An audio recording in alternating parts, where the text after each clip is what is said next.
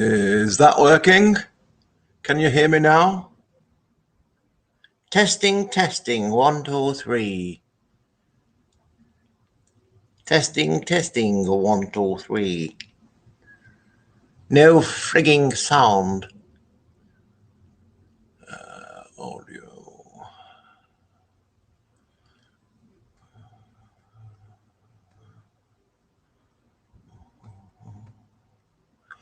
Microphone.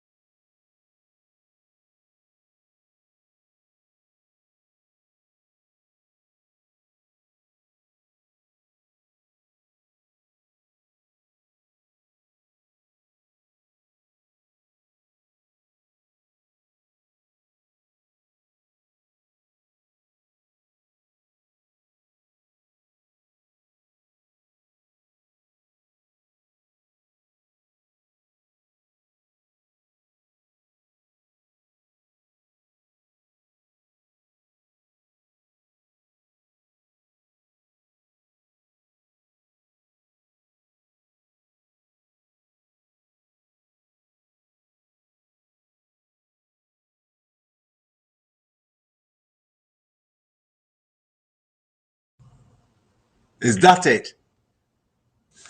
Yes? No. Yes? No.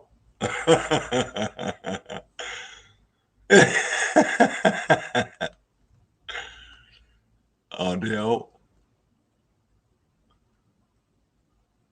Wow.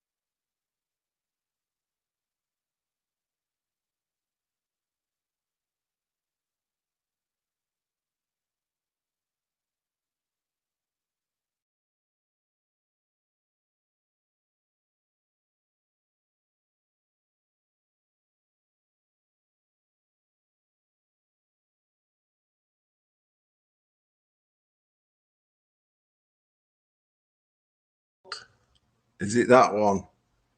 No. Communications, that one? No. It's picking up the audio because I can see the little microphone going like this. But I don't know which...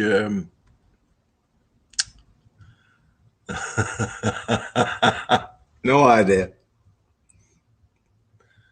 Fuck it. Camera mic. Is it that one? No. Communications, that one? No. It's picking up the audio because I can see the little microphone going like this. 1, 2, 3. But I don't know which...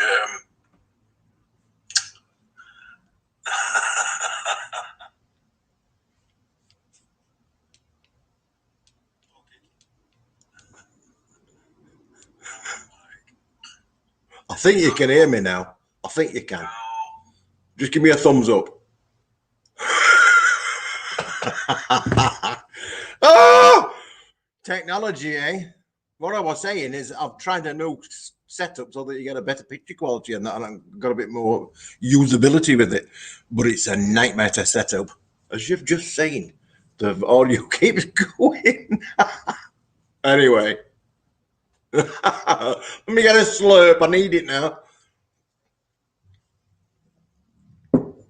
Oh, dear me. What a carry on. Hey, let me have a quick poll now. There's a delayed response between me asking and me getting a feedback. So if I'm pressing buttons and I've pressed one before answers coming, do you know what I mean? You forget where you're at.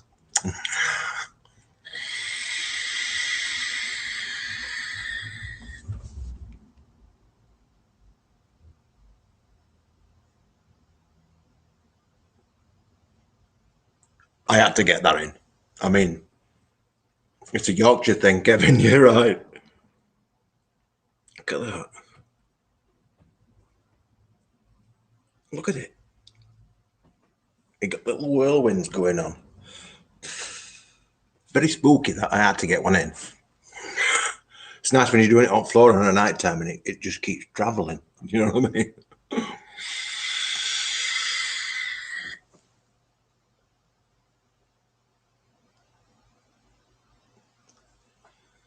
Very, very spooky. I know it's childish, but all vapors do it. You know, I don't care what they say. I'm telling you, all vapors play with the vapor on the floor and tables. It's part of the game, really. Oh, we got on. Let's have a look. Step away from the keyboard, Cal says. Way back here. Sunny in Chesterfield, according to Dion. Andy 1974, howdy doody, Facebook user, start again. There touch the bastard. Oh, technology. Donna, howdy doody, Donna. Chris Milnes. Andy Stimpson.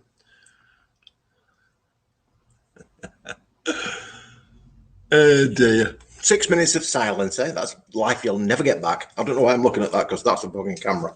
I'm not used to doing this. Right. Well, in today's video, what I've decided to do, I told you the other day what I'm going to do. I'm going to show you some of these orchids. Now, these orchids, I've grown orchids since I was about 11, 10, 11, something like that. Started off with a couple of slipper orchids or something. And progressed Coleogenes. I'm not getting into that. Coleogenes. It progressed from there on, and I've always grown them all the way through my life. But there's that many different types of orchid. You have to be a little bit more specific if you wanted to collect them over a lifetime, like, because you'll need a greenhouse the size of a football stadium in order to keep them in.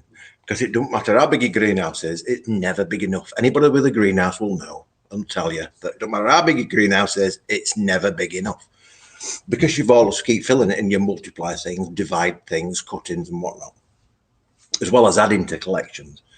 Anyway, so what you'll find is that you tend to start to specialize in things. And what I ended up specializing in mainly was botanical species. And I did that because often the botanical species have got a fragrance to them, which harks back to the juice and stuff like that, because you smell and you taste. For me, if you remember, it was, as I've said it many times, the smells and the tastes are also mirrors of a memory, if you like. So when I smell something or taste something that I've had in the past, it brings back that memory. So I can tell what I've been doing on that day when I've tasted something for the first time. And it's the same with these. I can smell a lot of the orchids that other people can't smell. You know, there are quite a few orchids that some people can smell and other people can't smell. A little bit like that orange, that grapefruit pith test. You know, where some people can taste the bitterness and some people can't taste the bitterness. I'm the one that can taste the bitterness. And it's the same with these. I'm the one that can smell these things. So anyway, these are botanical species. I'm going to just show you these couple to start with. Now, these are Phalaenopsis. And Phalaenopsis, this is the one with a big leathery leaves like this, same as this one. This is the type that you would see at ASDA, Tesco's, Morrisons, all that kind of thing.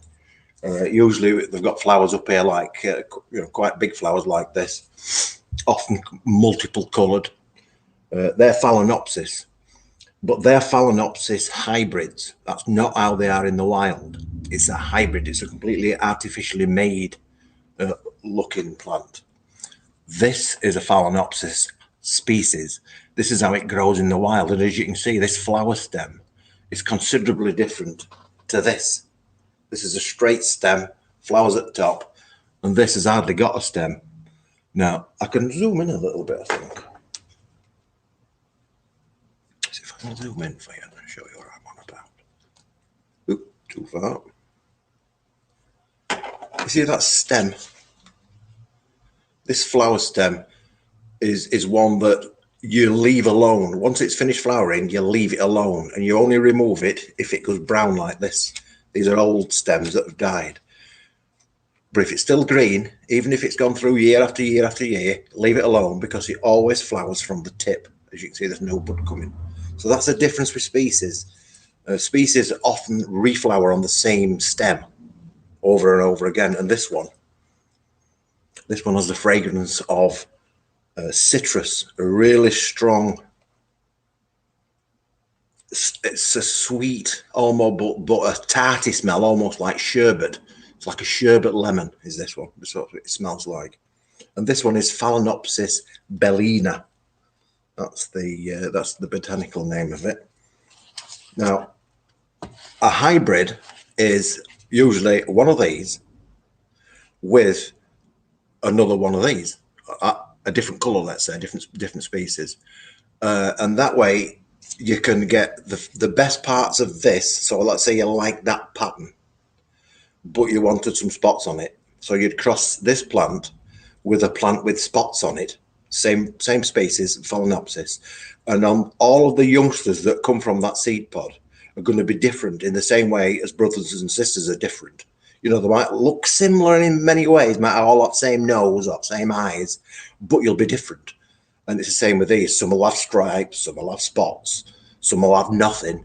So, you know, everybody's different, and that is how hybridization works. Then you grow them plants on for probably 5 years or so, get them to flower, decide which ones are any good, the best ones you keep, and you cross them further, and so on and so forth. That's how it goes. And to show you that in life, if you like, this plant is Phalaenopsis violacea blue, violacea generally meaning blue, crossed with Phalaenopsis bellina. Right now, if you look at them, you can see this is the parent and this is the child. You see, so you can see that it's got the coloration from the parent mother, let's just say, but the shape, because if you look at the shape of it, it's a different shape. This one's more star-shaped, thinner petals. This one's broader petaled.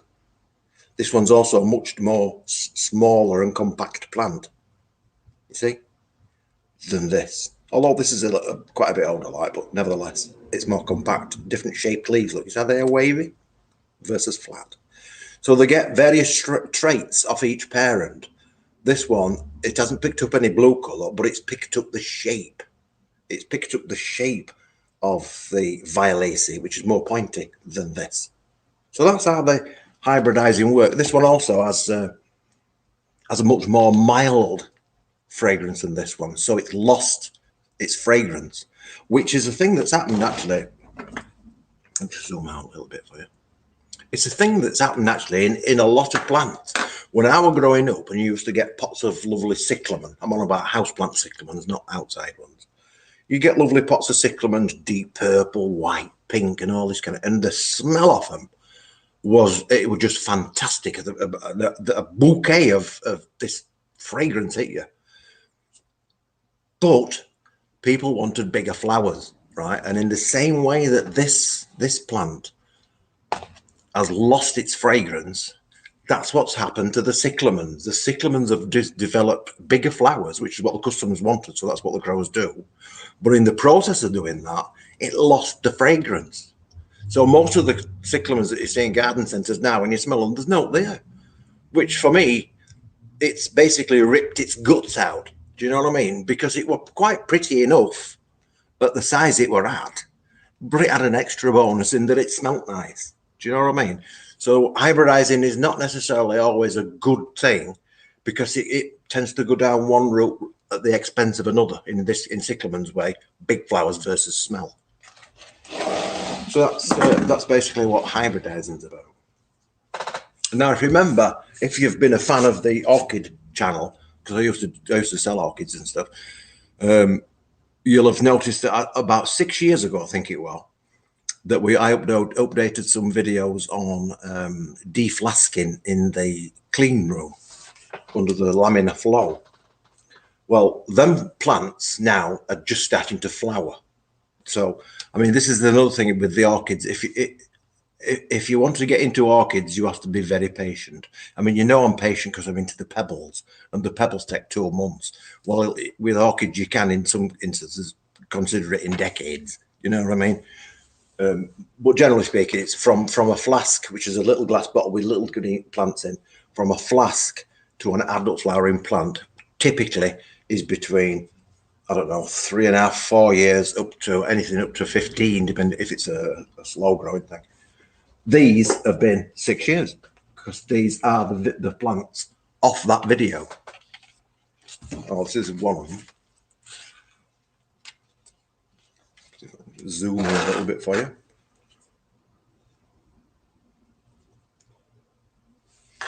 I'll push myself back a little bit. It's a big plant. So this is a Cattleya. See that one? I can hold it still a bit. This is a Cattleya, and this one is Cattleya Amethysta glossa, quite a gobful. Amethysta glossa, crossed with Acklandiae, and the common name is Lady Ackland's Cattleya for the Acklandiae. Both of them species are from Brazil and the surrounding areas, like. So, as you can see, it has a cluster of flowers to come. And again, this one has unfortunately lost its fragrance. It's lost its fragrance in the hybridizing. But nevertheless, look at the colour of that flower. That is really nice, isn't it? I'll show you on that side. Start off green. I'll show you that side again, like that. You see the petals are green. And then over a period of a week, they turn pink. This one's only actually been open 2 days, but you can already see it turning pink. So it's kind of multicoloured. These flowers will last probably about 10 days, fortnight, something like that. The cooler you keep it, the longer it'll last. So yeah, that's one of them plants. And like I said, that is one that was de-flasked 6 years ago. Now here's another one. Different growth habit this time. Can you see how this one grows like this? It's got a rhizome there. Can you see that rhizome? It's growing up. it's growing at an angle to pot. You see it's growing like that up in air. That's how they grow along either a branch or a cliff, because these are lithophytes and epiphytes. They grow on rocks and trees and whatnot. But look at that. Just look at that. I can't read you the words, by the way, because I'm trying to just look at this. Oh, now for the size, to give you an idea, look at the size of them. That's my hand. They're massive, absolutely beautiful. But these have got a smell. These ones, oh, it's again, it's got an ever so slight citrus smell to it, but this time it's much sweeter. This particular plant, by the way, is Cattleya intermedia, which is from central and south Brazil, crossed with Rhino. This is a good name, Rhinolalia digbyana. Oop, telephone. Otherwise known, the Rhinolalia digbyana is otherwise known as Digby's beaked Cattleya. That beautiful, but it's all white. So it's got, this one has got the pink lip from the intermedia Cattleya. Again, beautiful thing. Wide angle. Oh, can't get that phone. I can't move. I'm tethered in. Right, so them's the ones that were de-flasked 6 years ago. If you want to see them videos, they are on the Orchid side, you know, on YouTube. I'm going to have a little slurp.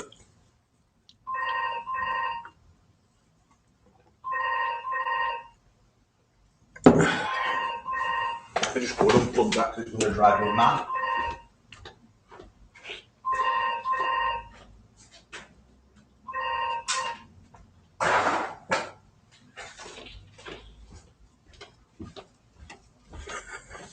That'll drive me crackers.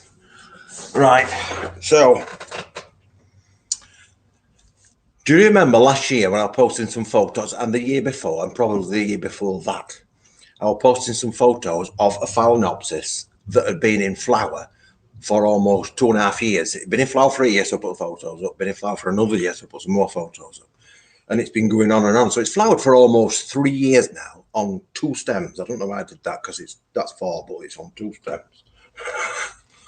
So this is that plant, right? This is the plant that's been flowering for 3 years. Now, if that's not good value for money, I just don't know what is, right? And that's the original stems that you can see.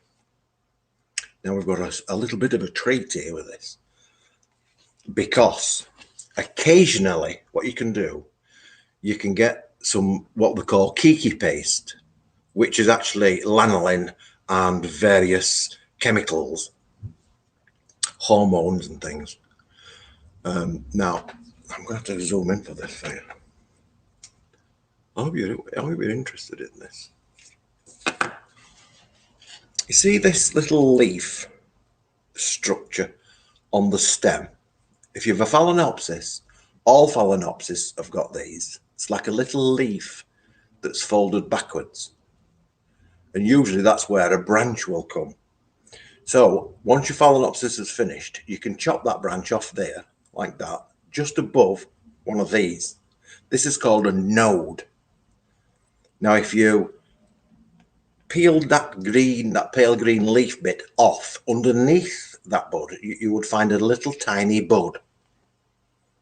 And right in the center of that bud, under laboratory conditions, of course, that is the little piece that you would use to mass propagate. In other words, clone this plant right in the center, and that's because the cells that are inside this little area here are almost like the cells that humans use, where you harvest them for self-healing. I forgot what they call them. What do they call them? I can't remember what they call them.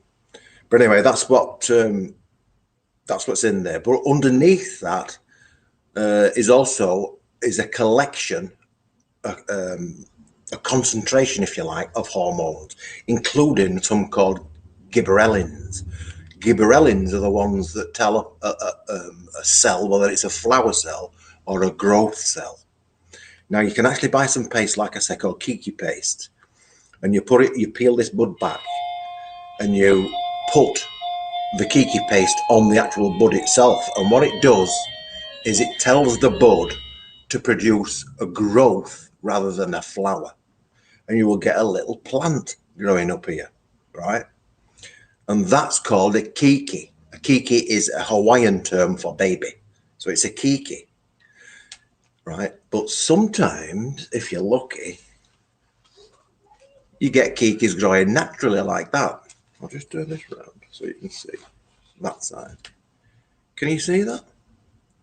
So we've got a duplicate of the main plant growing on an old stem from one of them green sheaths, and that's the root, one root.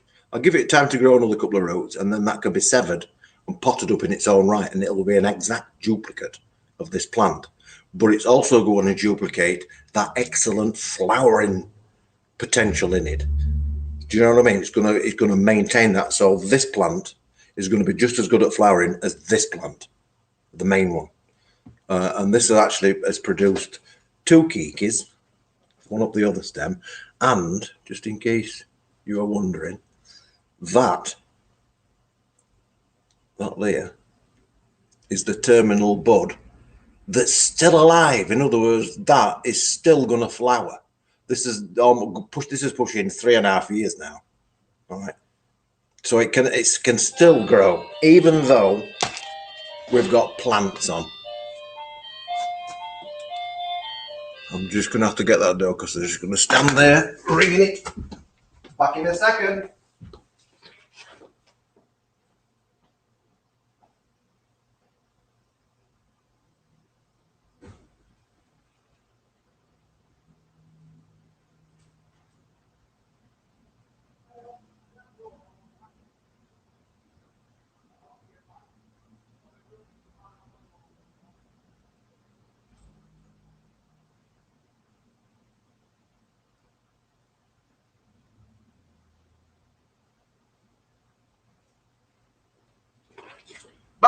Back again. You've forgotten how we're on live. Anyway, that's what we were talking about the keiki. So this is a Phalaenopsis, like I said, and this is the one that you're going to get at garden centre. It's also the easiest to grow. If you have one of these plants at home and it's not flowered for a long time, like i.e. more than a year, it's because you've got it in the wrong spot. You're not giving it enough light. It wants plenty of light, but not direct sun.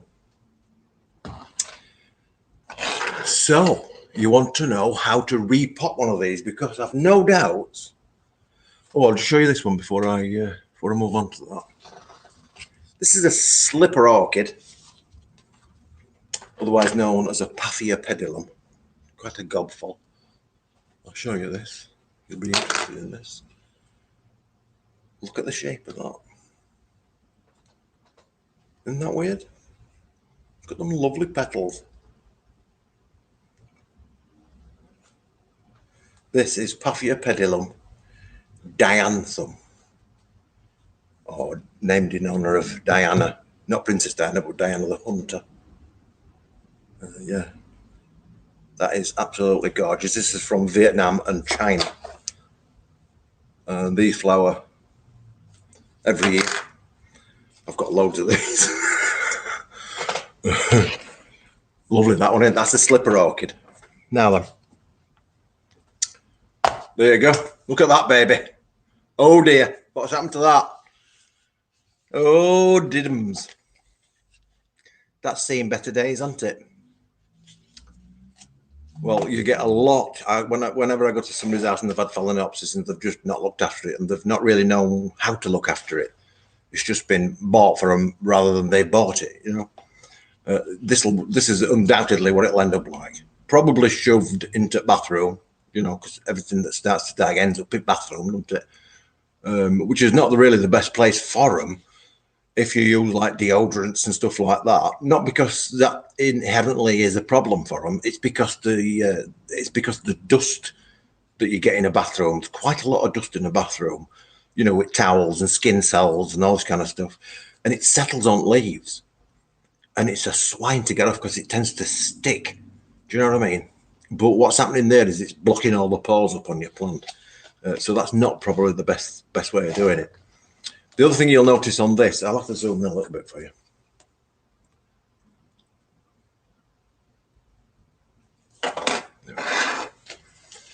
Is we've got, this is the surface of the soil, but the plant is way up in air. And you've got this horrible mass of dry, crispy leaves and all this crap. So, you know, most people would throw that, but actually that is a perfectly salvageable plant.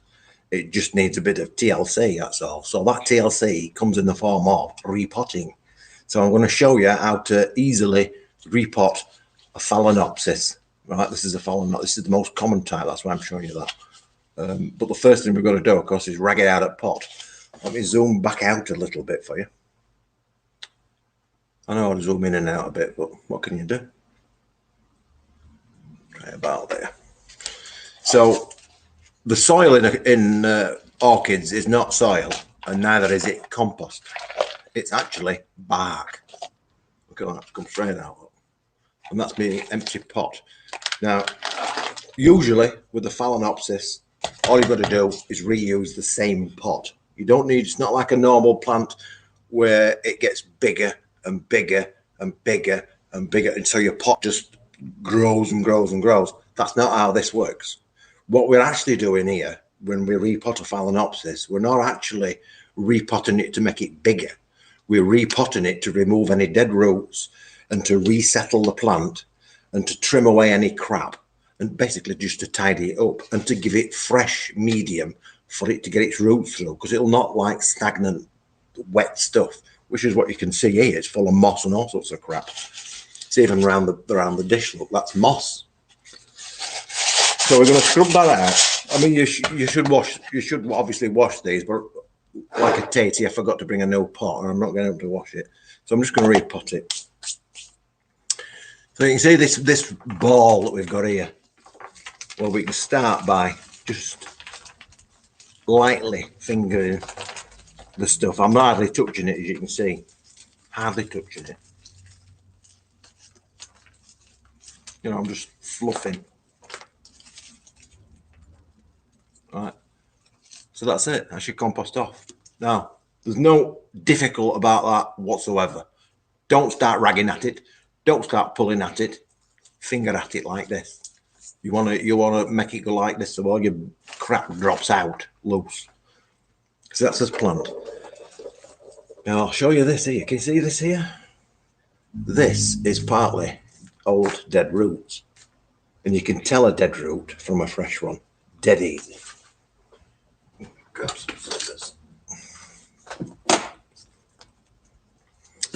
We're going to look underneath here now, because you can see that this has actually got a stem, an actual stem from way down here right up to the top, because all of this bottom bit is now redundant, because all these top bits are new roots. All this crap underneath is dead. So if you look at this, I'm going to actually snip it. Zoom in a bit so you can see which bit I'm snipping.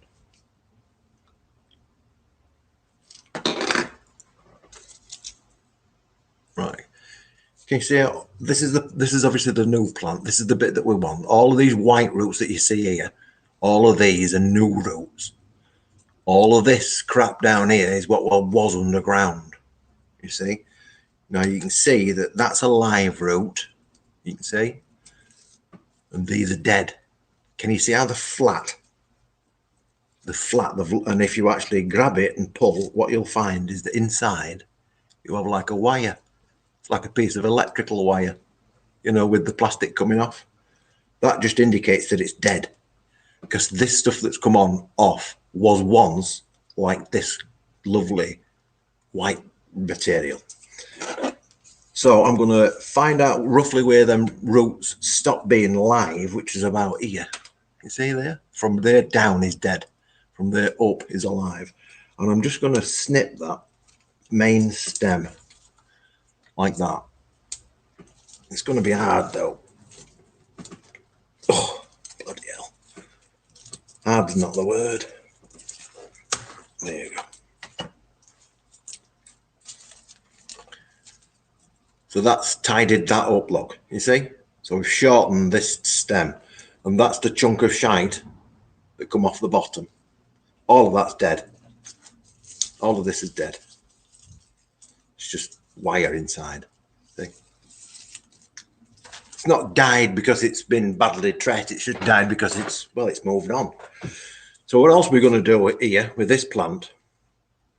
Come on, focus. What else we've got to do with this is, you see all these crispy brown bits? This is the base of one of these that's fell off, and it has like a natural seam around there, and it leaves the base of it on, which is this bit.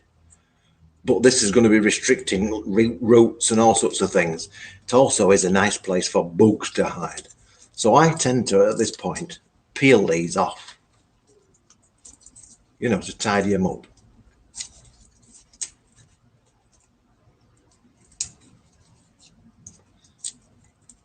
Because you get scale insects and mealybugs, and they all get into these little nooks and crannies and prevent you from getting rid of them. So that's tidying up nice.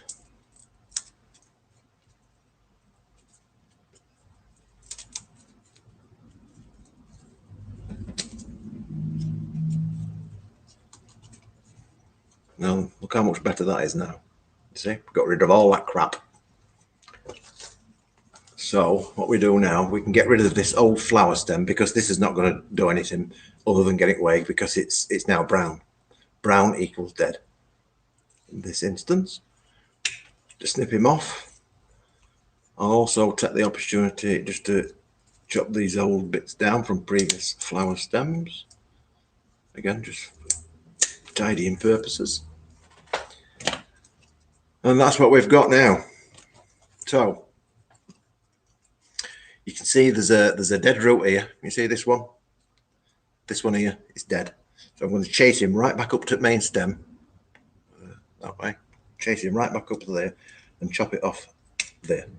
And the same with all these other little bits.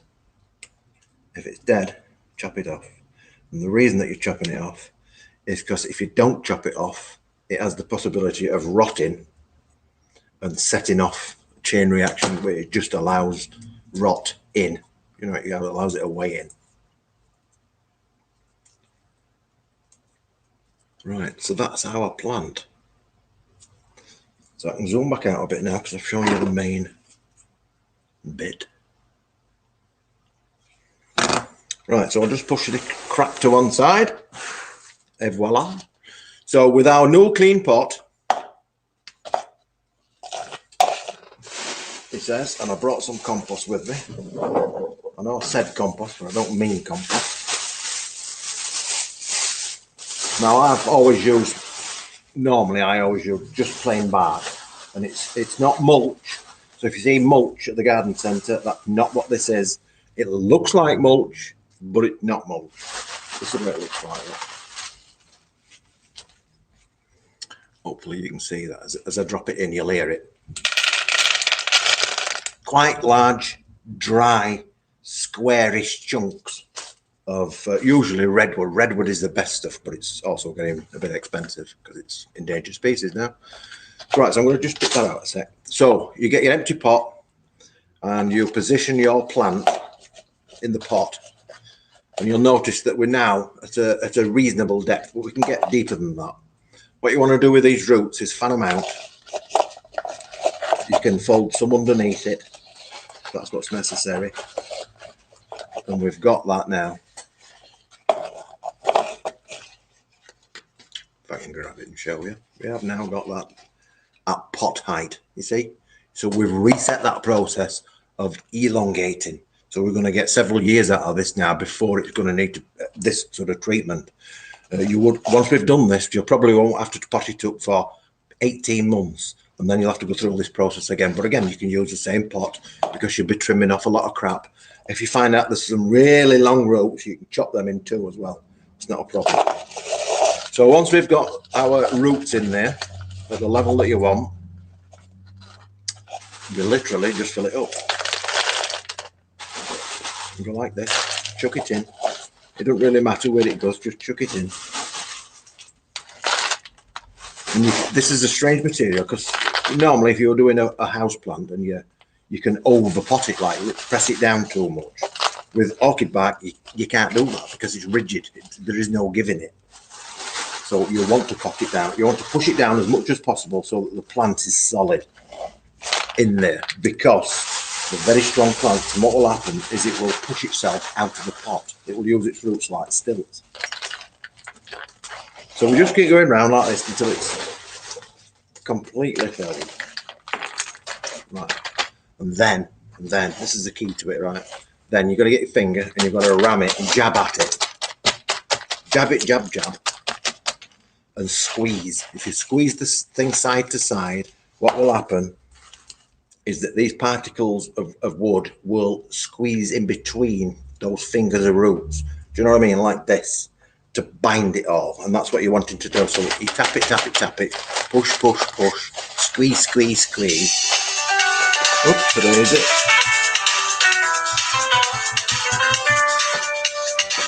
Get rid of that. Busy day today. So we're just going to keep going like so.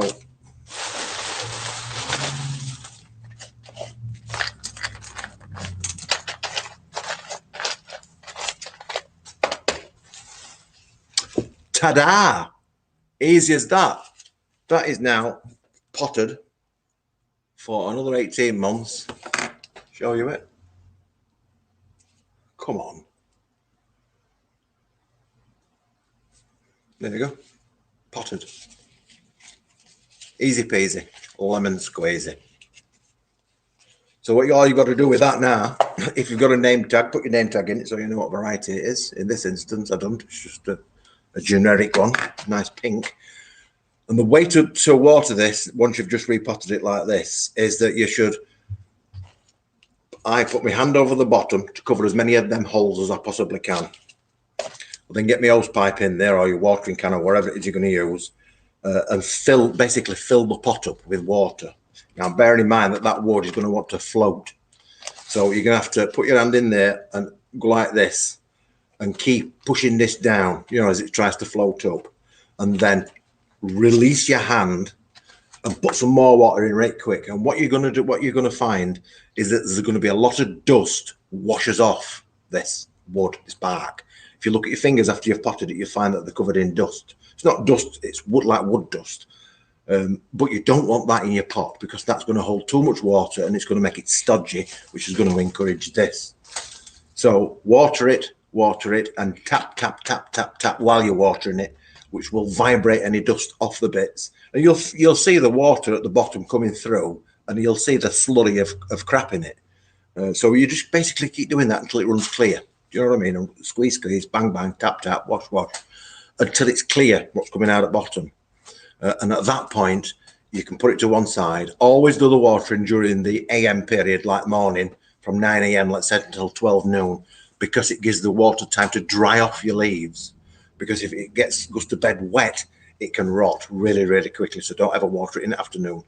Water them always in the morning when it's warm and they've got all day to dry off.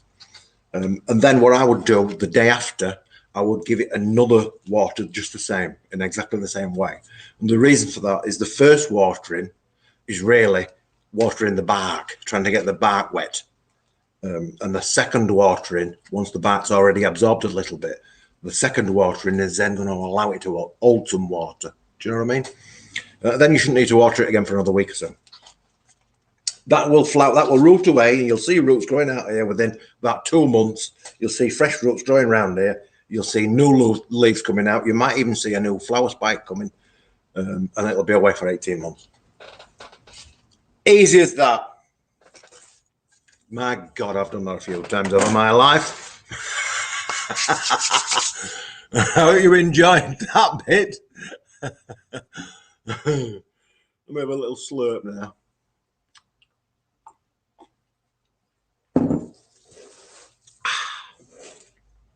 I've got all kinds of orchids. It's quite fascinating, really. This is very therapeutic, you know, potting orchids like this, doing this, because you can get a nice pile and just work your way through them.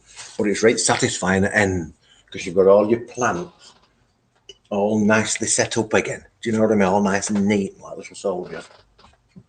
So it's very therapeutic. This orchid bark, by the way, you can get from most places. It is called orchid bark. You can get it from Melcourt and stuff like that. But like I said, do be careful. Make sure you're not getting mulch. That's going to be no good whatsoever because it's already partly decomposed. This is not. This is just bark. And it doesn't really rot. I mean, even this stuff that's rotten isn't rotten. It's just it's had its daylight. You can grow in other stuff like hydroponic stuff. I've got some growing in hydroponics and clay pebbles. I've grown in ceramis. I've grown in rock wool. We have rock wool. Phragmipedium, that's another one. Phragmipediums. I have quite a few of them, and they grow in rock wool. They don't like growing in compost or anything, or bark or anything. They like rock wool. Very, very strange. All kinds, great and small. Good afternoon, Stephen. I can see my words now. The video, the sound is a lot better. Stem cells, that's the one. That's the one. This is what I was saying. Inside this, underneath this little leaf on this flower stem, it's called a sheath. Underneath that is a bud, and inside that is a tiny little area of cells which are like human stem cells, in which case there can be either this or that, or there might be an eyeball or an earball, but you get the gist. And it's the same with the plants. So you would get that tiny little section and multiply it under the lab conditions, and just grow it and grow it and grow it and divide it and grow it and grow it and grow it and divide it and grow it and grow it, etc., etc. And that's how you clone plants. It's fascinating. It's fascinating, really. And you're looking at hundreds and hundreds of thousands of clones at once. What's a good species for a house? Well, depends what temperature you've got, like, but a lot of the Phalaenopsis species, like this Bellina, that is a nice one for a house. This is easy to grow. It's cold tolerant to a great, well, that's what I found anyway. It's cold tolerant. This goes down to about 12 degrees in winter. Dry, but 12 degrees. So it should survive in most places. But as well as that, you've also got the benefit of the fragrance of that, because you can smell it when you go into a room, even though it's only got one flower on, or it might have two on it. Last week it had two on. But you can smell it when you walk into a room. So you've got that benefit. The other ones which are quite good, if you pick the right ones, like this is actually a pretty good one for a house. This is Path Dianthum, and it's a very tolerant plant. You know what I mean? If it dries out a bit, it's not going to kill it. Equally, if it's a little bit wet, it's not going to kill it. Well, not straight away anyway. But yeah, most people are able to flower this. But the thing is, every continent on Earth, bar Antarctica, has got orchids. So you've got orchids literally everywhere. We've got lots and lots of orchids in our own country. We had them growing in garden a couple of years ago. Let's have a look on here then. Dion says she got a cat, and if she buys any plants, the cat will eat it.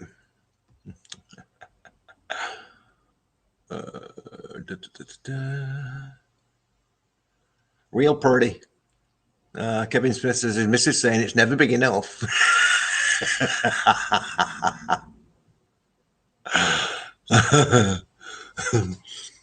It's all good fun.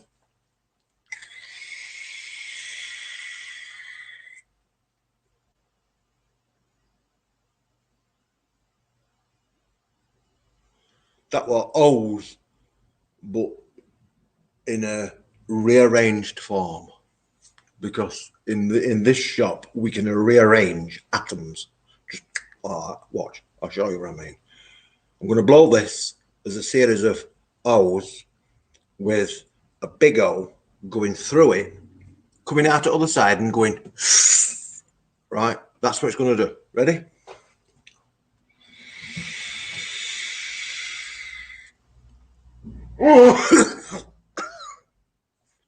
Well, It's all the right vapor. It's just in the wrong order.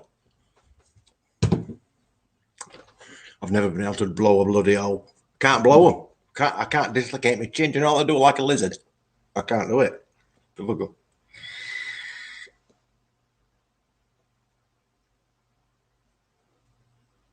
I just can't do them.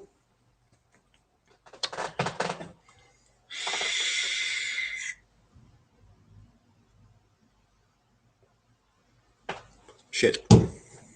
Absolute. I've never. My mum come in. Although she picked the, because she used to smoke. She come in. She picked the vapor up. She blew some rain bloody holes. Just matter of fact, like. Ooh, I could have smacked her.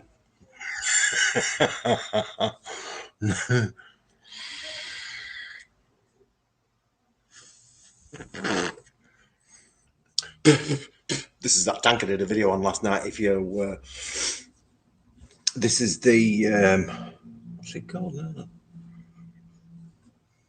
Freemax Maxus Pro. That's it, Maxus Pro. Freemax Maxus Pro tank. And it's got a lovely glass on it, like faceted like diamonds. But it's got a right belt. You can see, ain't you?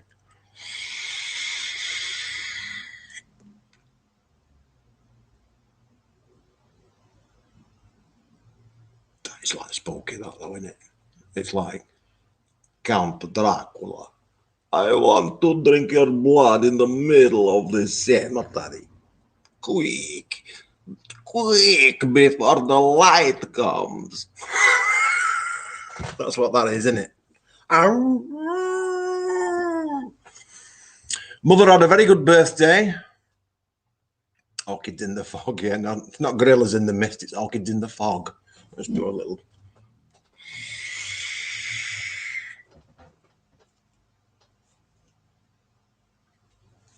Orchids in the fog. Oh my God. Welcome to Cabot Cove. It's the fog. Deep. Oh, chop your feet. Oh, yeah.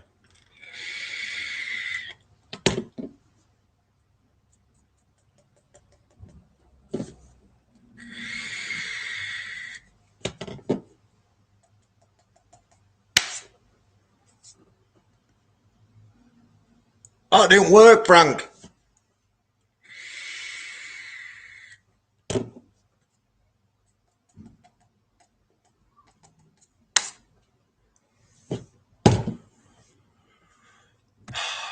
Next.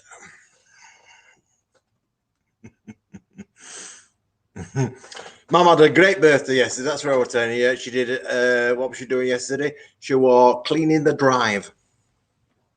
She cut all the weeds and that up the drive. So far, this last week, because she's at home, she's cut a weeping willow tree down, cut it into bits, and put it all in skip. This is while I've been at work.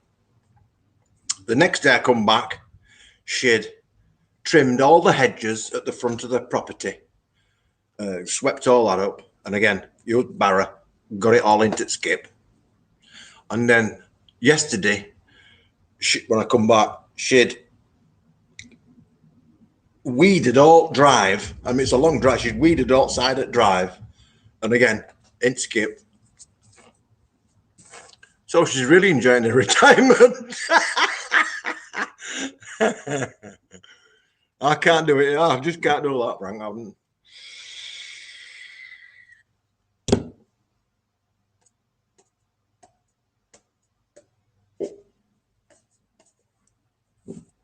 Go on then, nearly.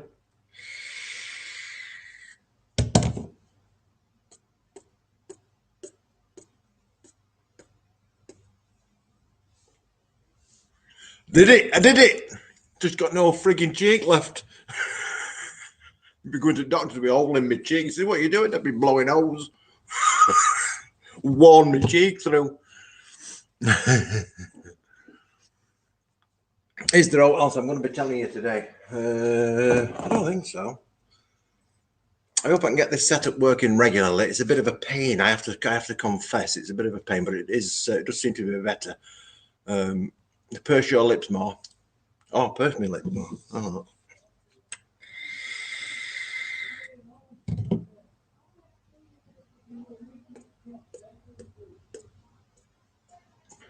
Perhaps I don't know how to purse.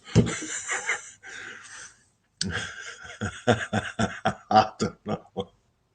I've never been able to do all that. Couldn't do it when I smoked. I've just not got the gob control.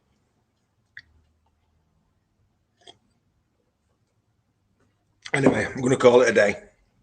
I've got another couple of videos to do this afternoon. Anyway, I hope you enjoyed the little foray into orchids. One of the windows into my hobbies, many hobbies that I do. I always seem to get hobbies that span decades, don't I? But I do like like I say, I do like the fragrances that come off these botanicals, which generally speaking, on the big end, you just don't get it anymore. Oh, beautiful, unbelievable. That's like I said. You also find that the plants are a bit smaller as well, because you have to do, otherwise you end up with, like I say, a massive greenhouse. So you have to collect smaller and smaller plants, rarer and rarer, I suppose, in many. A little bit like collecting mods. You know, you want the high-end stuff, don't you? And it's the same with these if space is limited, because it's getting a bit expensive now to heat the greenhouse. You know, it's gone out of all proportion, really, hasn't it? So I might end up getting rid of them all. I doubt it. Anyway, I'm going to love you and leave you, and I'll see you next Saturday. And I'll think of something to talk to you about. I might make it a cactus day, because I've got a red cactus collection as well. Anyway, this particular video was mainly for our orchid subscribers, just to give you a bit of content that's specific to you, because I know that some of you do watch it, and I appreciate the subscriptions as well.